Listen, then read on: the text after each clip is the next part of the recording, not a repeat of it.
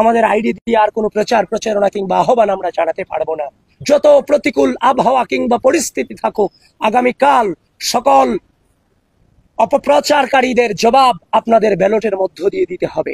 আমাদের আইডি দিয়ে আর কোনো প্রচার প্রচারণা কিংবা আহ্বান আমরা জানাতে পারবো না। প্রিয় সাংবাদিক ভাইয়েরা, আপনাদের মধ্য দিয়ে গোটা জাতিকে এবং ঢাকা বিশ্ববিদ্যালয়ের শিক্ষার্থীদেরকে আহ্বান করতে চাই, আগামীকাল আমাদের প্রত্যেককে নেতৃত্ব দিতে হবে। নেতৃত্ব মানে দায়িত্ব পালন। এই রাষ্ট্রের ক্রুশাল মোমেন্টে প্রার্থী হিসেবে আমরা দায়িত্ব পালন করব।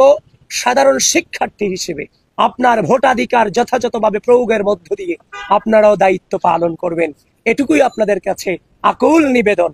প্রত্যেকটা মুহূর্তে বাজে বাজে পরিস্থিতি অতিক্রম করেছি।